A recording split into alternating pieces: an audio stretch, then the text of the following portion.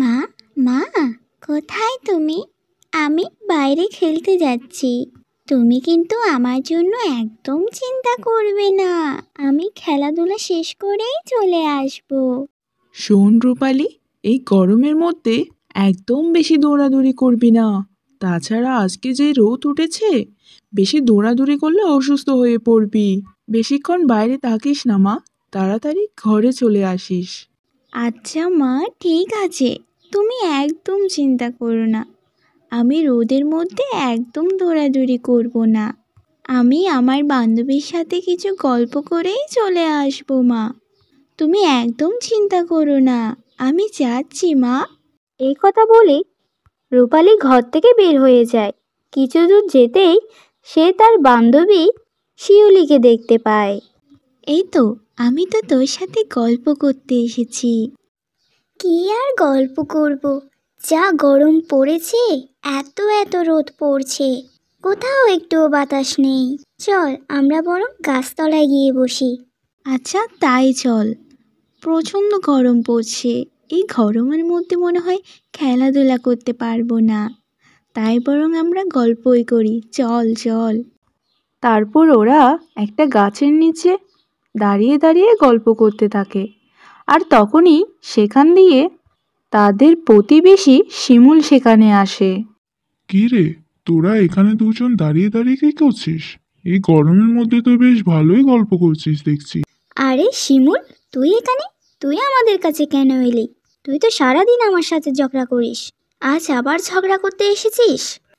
আহা শিউলি, তুই ওকে এভাবে বলছিস কেন? ও তো আমার বন্ধুর মতোই। ও হয়তো আমাদের সাথে গল্প করতে এসেছে। কী রে, তাই না শিমুল? আরে না না, তোদের মতো গরিব ফকিরের সাথে আমি কেন গল্প করব? আমার মা আজকে আমাকে আইসক্রিম কিনে দিয়েছে। আমি সেই আইসক্রিমটা খেয়ে খেয়ে এই রাস্তা দিয়ে যাচ্ছিলাম, হঠাৎ তোদের সাথে দেখা হয়ে গেল। আর তোরা কি জানিস এই আইসক্রিমের দাম 60 টাকা? এই গরমে আইসক্রিম খেতে যা মজা লাগে না, মন প্রাণ শরীর একেবারে ঠান্ডা হয়ে যায়। তাই নাকি? আইসক্রিম খেলে মন শরীর সব কিছু ভালো হয়ে যায়? আর গরম লাগে না? সারা শরীর ঠান্ডা হয়ে যায়? হ্যাঁ হ্যাঁ রে, ঠান্ডা হয়ে যায়। আর এখন তো সবাই গরমকালে আইসক্রিম খায়। গরমে তো ওই বাজারে এখন আইসক্রিম পাওয়া যাচ্ছে না। আর আইসক্রিমের যে দাম, তোদের মতো ফকিররা এসব আইসক্রিম জীবনেও কিনতে পারবি না। তা শিমুল, তুই আইসক্রিম খাবি ভালো কথা, কিন্তু আমাদের এখানে এসে এভাবে আইসক্রিম দেখাচ্ছিস কেন? আমরা কি তোর আইসক্রিম দেখে তোর সাথে গল্প করব নাকি? তোর সাথে বন্ধুত্বও করব না আমরা। তুই খুব খারাপ একটা ছেলে, তোর সাথে কেউ কখনো বন্ধুত্ব করবে না। তুই যা তো এখান থেকে, আমাদেরকে একটু একা থাকতে দে। কিরে শিউলি, চল এখান থেকে চলে যাই, আমাদের আবার স্কুলের জন্য দেরি হয়ে যাচ্ছে। এই কথা বলে রূপালী আর শিউলি সেখান থেকে চলে যায়। আর শিমুলও সেখান থেকে চলে যায়। রূপালী বাড়িতে মন খারাপ করে দাঁড়িয়েছিল। এটা দেখে তার মা তাকে বলে, কি হয়েছে রূপালি? আজকে তোর মন খারাপ কেন? মা, আমি আইসক্রিম খাবো। শিমুল আজকে বাজার থেকে আইসক্রিম কিনে খেয়েছে। একটা আইসক্রিমের দাম 60 টাকা। মা, তুমি আমাকে 60 টাকা দাও না, আমিও আইসক্রিম কিনে খাবো। আমার সোনা মা, তুই তো বুদ্ধিমান, তাই না? হ্যাঁ মা, আমি জানি আমাদের কাছে আইসক্রিম কেনার মতো সামর্থ্য নেই। আচ্ছা ঠিক আছে মা, আজকে কি রান্না করেছো আমাকে দাও। একটা আইসক্রিমের দাম 60 টাকা? এত টাকা আমি কোথায় পাবো মা? এত টাকা দিলে যে আমার 1 মাস সংসারে না খেয়ে থাকতে হবে। তুই তো জানিস আমরা খুবই গরিব, আমাদেরকে কত হিসাব করে টাকা খরচ করতে হয়। ঠিক আছে মা, আমাকে তুমি খাবার দাও। খাবার খেয়ে আমি বরং স্কুলে চলে যাই।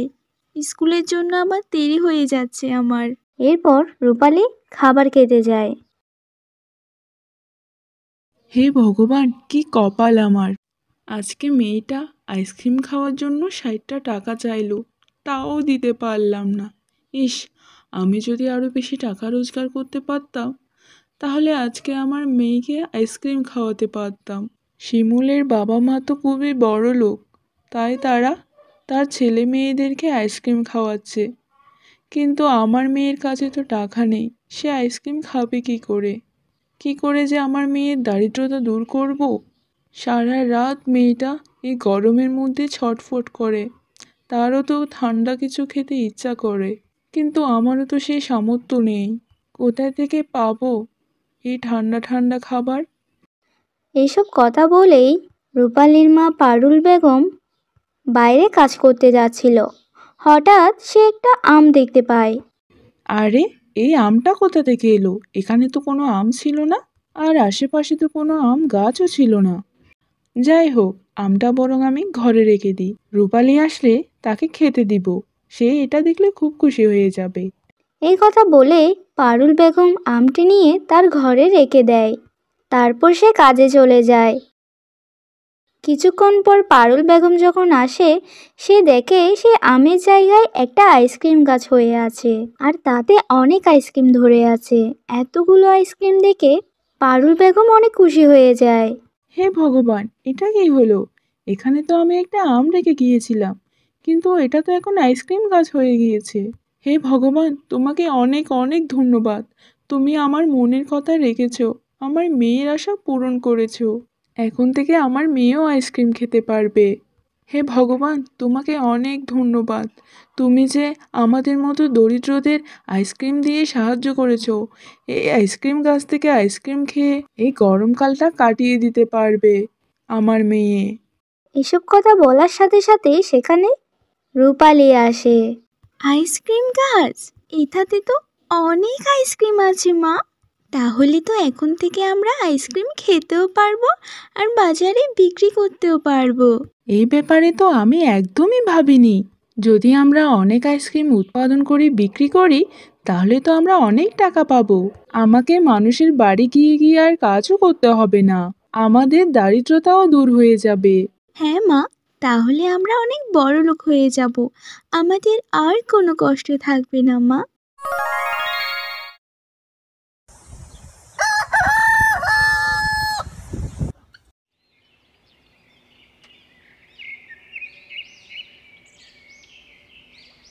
আমাদের এই অবস্থা, ঘর কিভাবে চলবে? তুমি সারা দিন মিলে 200-300 টাকার মতো কামাও। এখন তুমিই বলো, এই 200-300 টাকা দিয়ে কি সংসার চলে? এই টাকাগুলো দিয়ে কিছুই হয় না, না আছে ঘরে কোনো জিনিস, আর এদিকে বাচ্চাদের স্কুলের ফিস বকেয়া আছে। আমি এই আমাদের অবস্থা দেখে খুবই চিন্তিত আছি। তুমি চিন্তা করো না, আমি অনেক ভেবেছি কিছু টাকা জমিয়ে একটা খাবারের হোটেল তৈরি করব। কিন্তু টাকা কিভাবে জমাবো? যা টাকা রোজগার করি তা দিয়ে তো সংসারটাও ভালোভাবে চলে না। এই জন্য আমি ভাবতেছি কোনো হোটেলে গিয়ে খাবার বানানোর কাজ করব।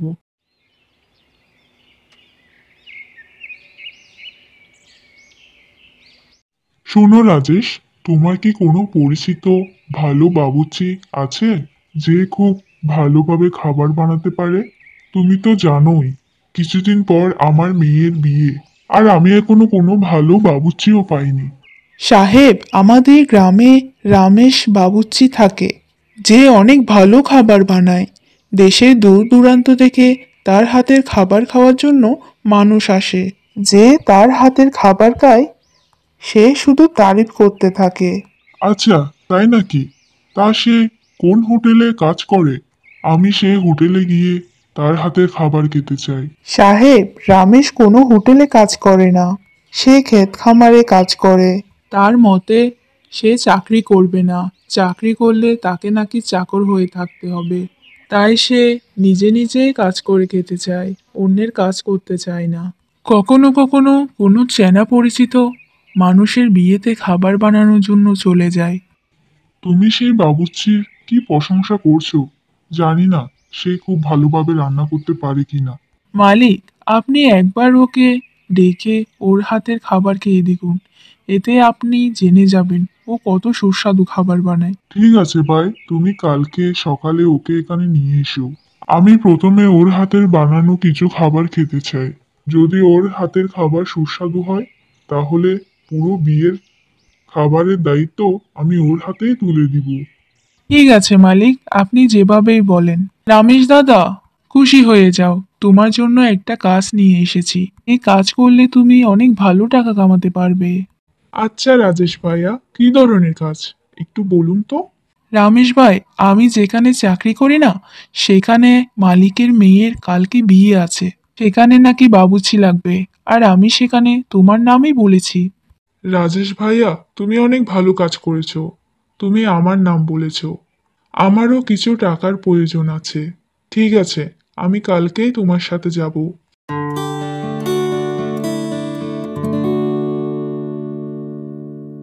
নমস্কার মালিক, আমার নাম রমেশ। রাজেশ আমাকে বলেছিল আপনার কাছে আসতে। আচ্ছা, তাহলে তোমার নামই হচ্ছে রমেশ। রাজেশ তোমার নামে অনেক প্রশংসা করেছে। সে আমাকে বলেছিল তোমার হাতের খাবার খেতে নাকি দূর দূরান্ত থেকে মানুষ আসে। গ্রামের লোকেদের তোমার হাতের খাবার খুব পছন্দ। তো বলো, কাল সকালে তোমাকে 200 জনের খাবার বানাতে হবে।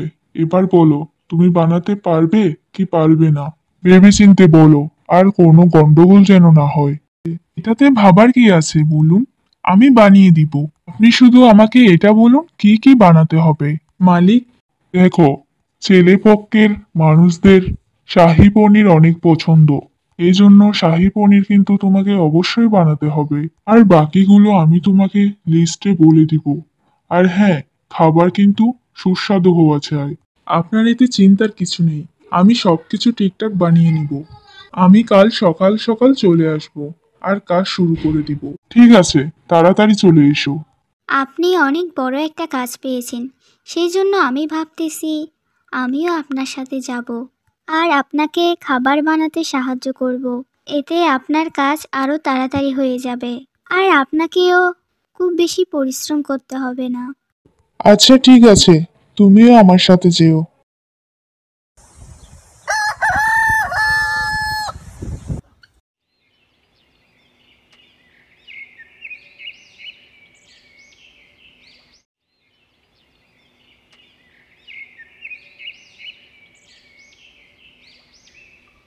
আরে রমেশ, তুমি তো সময়ের আগেই চলে এসেছো।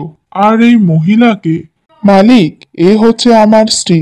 সে আমাকে আমার কাজে সাহায্য করতে এসেছে। দুইজন একসাথে কাজ করব তো কাজ তাড়াতাড়ি হয়ে যাবে। এটা তো তুমি অনেক ভালো কাজ করেছো। তোমার বউকে তোমার সাথে করে নিয়ে এসেছো।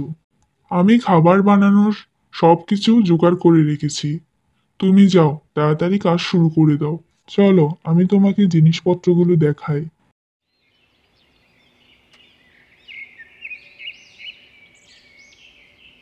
আরে বাহ রাজেশ, আরে বাহ রমেশ, অনেক ভালো সুগন্ধ আসছে। আর শাহির পনিরের তো অন্য রকমের সুগন্ধ আসছে। আমি এতটাও আশা করিনি যতটা রাজেশ আমাকে বলেছিল। কিন্তু তুমি তোমার কাজ অনেক ভালোভাবেই করেছো।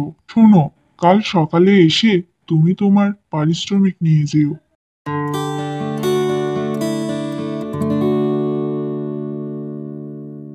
রমেশ, আমি তোমার জন্যই অপেক্ষা করছিলাম। তুমি কি সুস্বাদু খাবার বানিয়েছো। যারা যারা অতিথি এসেছিল তারা সবাই তোমার খাবারের প্রশংসা করেছে। তুমি যদি এভাবেই সুস্বাদু খাবার বানাতে থাকো তাহলে তুমি একদিন অনেক উপরে চলে যাবে। তোমার হাতে জাদু আছে। তুমি ক্ষেত খামারের কাজ করার জন্য পৃথিবীতে আসোনি। এই নাও রমেশ, এখানে 10,000 টাকা আছে। তুমি এত সুস্বাদু খাবার বানাও, তুমি নিজে একটা দোকান কেন খুলে দাও না? তুমি তোমার এই হাতের গুণকে বরবাদ করো না। আমি চাই এই পয়সাগুলো দিয়ে তুমি নিজে একটা ব্যবসা শুরু করো। আপনাকে অনেক অনেক ধন্যবাদ মালিক। সবার যে খাবার পছন্দ হয়েছে এটা জেনে আমি অনেক খুশি হলাম। হ্যালো বন্ধুরা, জয়া কার্টুন টিভিতে তোমাদের সকলকে স্বাগত। আমার গল্প যদি তোমাদের ভালো লাগে তাহলে আমার চ্যানেলটাকে সাবস্ক্রাইব করে দিও আর পাশে থাকা বেল আইকনটি বাজিয়ে দিও, যাতে আমার গল্পগুলো তোমাদের কাছে সবার আগে পৌঁছাতে পারে।